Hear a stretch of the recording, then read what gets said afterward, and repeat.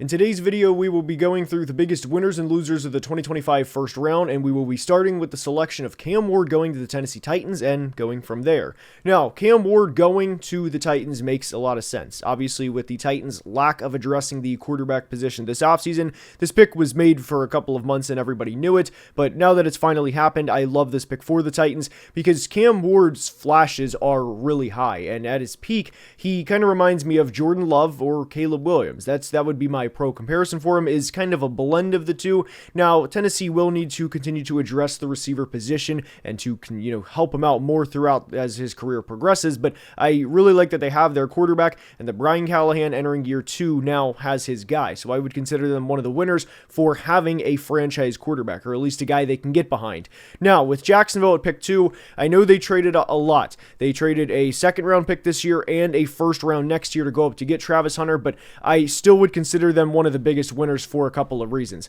Travis Hunter is an elite prospect. He is a really good receiver. He's a really good corner. He won the Biletnikoff and the Bednarik, and whenever you can win not just one but both, that is not just once, that's a once-in-a-lifetime player to win both at the collegiate level. And sure, you had to pay a lot. Now, I am eager to see how Jacksonville will opt to use Travis Hunter and how they plan to use him percentage-wise on both sides of the ball. But when you have Travis Hunter and Brian Thomas Jr. out there to help Trevor Lawrence in what's a pivotal year for him, because they're starting to hear the chirps about Trevor Lawrence being not a bust, but kind of a disappointment relative to the player he was, I like this pick for Jacksonville, and I would give the selection an A+. I know they had to give up a lot, but I'm completely fine with that. New York selecting Abdul Carter. Again, great player, top 2 player in this class. I personally had him at number 1 on my board. I know a lot of people had Travis Hunter. He's a great player. He is helping a big position of need, and anytime you can you can select an edge rusher or a corner to a team, or to where the value is at least even, or at least you're not selecting the 15th best player at number 3 overall, which Abdul Carter clearly wasn't. I love this every single time. So the Giants definitely one of the biggest winners from the 2025 draft. Now, with Will Campbell up here at pick 4, I like Will Campbell as a prospect. I think at minimum the Patriots have a Pro Bowl caliber guard, and I would think he would be an average starting tackle, but like I said, minimum Pro Bowl guard, and he's a really, really good football player. I worry about his ability to maintain and to be able to handle himself on the outside with long arm edge rushers, and because that was something that showed up on tape at LSU. But I like Will Campbell for who he is as a player, and the biggest thing with the Patriots is they are helping Drake May, which they desperately needed to do prior to the 2025 season starting. Now, with the Browns selecting Mason Graham, I first want to address the Michigan-Ohio State thing. I think that is kind of funny that Ohio State fans are now rooting for Mason Graham, given how Mason Graham's career ended with Michigan and some of the things he said on the field during his final game as Michigan defeated Ohio State. But look, you acquire an early day 2 selection, and on top of it, you acquire a 2026 first-round pick.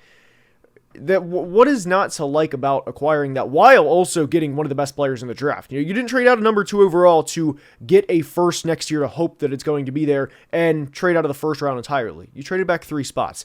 Now, there's going to be people that wouldn't have wanted to trade out of Travis Hunter, and I understand that, but I really like the process for Cleveland in terms of stacking the chips and acquiring as many good football players as they can. So I did like this selection for Cleveland, and I like the process for Cleveland as they were not a player or 2 away. Even if they had Travis Hunter in 2025, I kind of asked this question, how much does he really help this football team? And I don't think the answer would have been that much. I don't think they go from the number 2 pick to the number 25 pick and win maybe 2 playoff games in the process. So, like the idea of them acquiring more players to get better.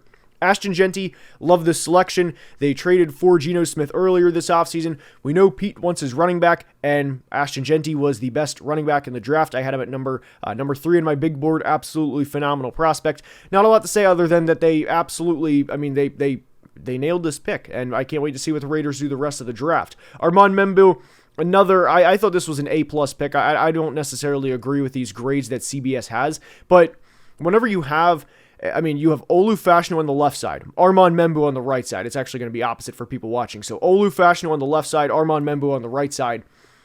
That is a phenomenal young tackle duo. And Armand Membu is a really good prospect. Absolutely love this selection for the Jets. Darren Muji, first-time GM, ran the ball, played it safe, didn't overthink the process, made a great selection in Membu. Tetairoa McMillan, this and another pick we will discuss later, arguably my favorite pick in the entire first round. I mean, T-Mac is a great receiving prospect. I thought he was a completely overthought player, and for the Panthers to help Bryce Young out in a big way and to really give him a legit player that can be a receiver one rather than a 35-year-old Adam Thielen, Xavier Legette, or Jalen Coker. No disrespect to the latter two, but they're not on Tetairoa McMillan's level. Xavier Legette had drop issues. Jalen Coker is not the player McMillan is. Love this selection for the Panthers. A+ for the Panthers as well. Kelvin Banks. You now have a tackle duo of Kelvin Banks and Talisi Fuaga, similar to the Jets. I'm never going to attack a team that addresses trenches and that really wants to, just pound the rock and just be the stronger, tougher team in the trenches. So love this selection for the Saints. We all thought there was a chance that they could go Shedeur, especially with Derek Carr rumors, but they drafted a good football player, and I love this pick for them. Colston Loveland to the Bears was admittedly a surprising pick. I thought there was a chance they were going to go Omarion Hampton and really pound the rock behind, the guys they traded for or signed this offseason in Jonah Jackson, Joe Tooney, and Drew Dahlman, but they went Colston Loveland. And the reality is Caleb's getting to throw to DJ Moore and Roma Dunze and Cole Kmet and now Colston Loveland. And I know there were some people that thought this was a bit of a reach, and especially over Tyler Warren, but all I'm going to say is wait, because Colston Loveland to me, phenomenal phenomenal tight end prospect, and so is Tyler Warren. We'll get to him in a minute, but I love this. I mean, I like this pick for what it is for the Bears. I wouldn't say A+, but I would give it a B+, A-. Thought the Bears came out good, and that's Ben Johnson's first selection as the head coach, so like where they are. Now the 49ers. This was one for me where I am admittedly not the biggest Micah Williams fan. I had him around 30 on my big board, but Micah Williams, I will say positively for 49ers fans, because I thought it was a bit of a reach, is if there's going to be a team that can develop him, it is the 49ers. Now, my kind of, not problem, but the biggest thing that I'm a little concerned here with Michael is assuming he's going to, just because he has the traits, go from a good player at the collegiate level to a Pro Bowler at the next level with a tougher level of competition. Thought they reached, but he'll also be a Robin to Nick Bosa's Batman, so I can at least justify it a little bit there with Michael that he'll go into a favorable situation for himself to succeed. Thought they reached a little bit. Now, if you want to say the Cowboys also reached, I could understand that, but they had Zach Martin retire this offseason and they had to do something. I think Tyler Booker is a really good prospect. You just paid Dak Prescott $240 million. You have to protect him. You have to keep him upright. How are you going to do that? Well, you can place a 320-pound wall directly in front of him. So maybe a little bit of a reach for the Cowboys, but this is one I'm fine with to beef up the trenches, especially for a team that needed it. Kenneth Grant for the Dolphins, like this pick a lot because I was really worried that Chris Grier would not address the trenches, at least early. I thought there was a chance that maybe they go Tyler Warren to fill the tight end position and at least to give Tua another weapon. Not that there would have been anything inherently wrong with that, but I wanted the Dolphins to really address the trenches, and I'm glad they did. CBS has him ranked as the 36th best player in the class. I don't agree with that, but I like Kenneth Grant a lot as a player, and the Dolphins needed beef. They drafted beef. Like this pick. I wouldn't say I love it, but I like this pick for Miami. Tyler Warren is a good tight end prospect. Like I said, we discussed pretty much the same thing with Colston Loveland. Now, what I will say with Warren is if Anthony Richardson cannot hit Tyler Warren consistently, we have a lot bigger problems on our hands. So Tyler Warren, great player. He absolutely fills a position of need for the Colts. I mean, that tight end room last year was really, really bad. So love the pairing. This was a common fit throughout the draft process, or a common pairing, and there's a reason for that. So love it for the Colts and like the selection. He's a good player, and if he cannot be consistently given the football, then Chris Ballard and Shane Steichen are probably fired. So that's kind of the thought there. Jalen Walker to the Falcons. I admittedly am not a huge Jalen Walker guy because there's some people that think that a 6'1", 245-pound edge is going to be a really good edge rusher at the NFL level that was not a full-time edge in college. And I know people can point to Micah Parsons, but Micah is kind of one of one. He's more of an outlier than the standard. Now, I like Jalen Walker a lot as a linebacking prospect. I had him around the 25th player in this class because I'm a little lower on him than consensus, and you see CBS has him ranked 7th. I do like Jalen Walker as a linebacker. So we'll see how this plays out. I would give this grade, if I had to give one for the Falcons, a B, and we'll get to another pick for them in a minute. Now, a pick that I really loved was Walter Nolan going to the Cardinals, because now you have Walter Nolan, you have Darius Robinson from last year, and Josh Sweat. Love this pick for the Cardinals. This, aside from Tetero and McMillan, was one of my favorite picks in the entire first round. So Cardinals, big winners, continue to address the trenches and to continue to build their team the way the Eagles did, which is what Jonathan Gannon saw during his time in Philadelphia. So love this pick for the Arizona Cardinals. Shamar Stewart going to the Bengals, to me, not the best selection. The Bengals drafted Myles Murphy a couple years ago at the edge position. They, of course, have Trey Hendrickson right now, who is coming off of back-to-back 17.5 sack seasons. We don't know the future with Trey Hendrickson there. I'm not a huge Shamar Stewart guy. I like the idea of Shamar Stewart, but I have a lot of questions with him as a player. I'm not the biggest fan of the Bengals selection there. Now, if I had to agree with the grade, I would give it to a C to C plus area for Cincinnati. Unlike that selection, though, I loved Gray Zabel to the Seahawks.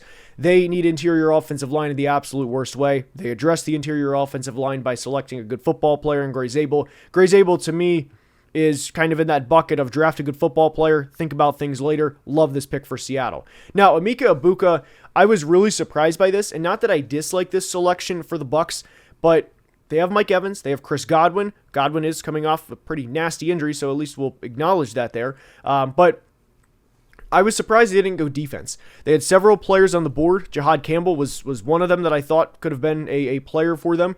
James Pierce, Donovan Ezaraku, I thought were all potential options for them. Even Maxwell Hairston from Kentucky. I was surprised they went to Egbuka. Now, they can run a lot of 11 personnel with Evans, Godwin, and Egbuka. I think he falls into that good football player bucket as well. This one kind of confused me more than anything. Denver going defensive back at pick 20. I like Jahdae Barron as a player. He's a really good football player. The thing with Jahdae Barron is he's going to a great situation for him to succeed. So I like this pick in that aspect. This selection surprised me, mainly because I thought they were going to go Omarion Hampton, who went to the Chargers just 2 picks later. So I don't dislike the Jahdae Barron selection. I was more so surprised by it, but I think he's a good player, and I think he's in a good situation for him to personally succeed. Now, everybody was thinking the Steelers are going to go Shedeur Sanders.